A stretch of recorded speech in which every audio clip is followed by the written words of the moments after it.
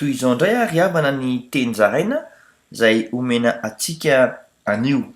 Kristy mihitsy no horery lahatra amin'ny finoanao azy, ahako ny voasoratra amin'ny filazantsara Matio 10:20 mivaky toy izao amin'ny anaran'i Jesosy hoe: dia namaly Jesosy ka nanao taminy hoe ravehivavy, lehibe ny finoanao, tongava aminao arak'izay irianao, dia asitrana razazavavy tamin'izay ora izay. Ary mbola Kristy koa no ilaza aminao, fa ao aminao ny fanahin'Andriamanitra rainy. Ahako ny voasoratra ao amin'ny Matio 5:17 mivaky toy izao amin'ny anaran'i Jesosy hoe: dia namaly Jesosy ka nanao taminy hoe sambatra ianao ry Simona Barjona, fa tsy nofamandrà no naneho anao izany, fa ny raiko izay any an-danitra.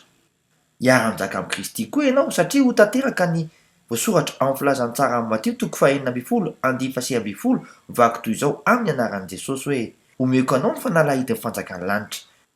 Ka na inona fehezinao eto ambonin'ny tany dia ho fehezina any an-danitra, ary na inona hovahanao ety ambonin'ny tany dia hovahana any an-danitra.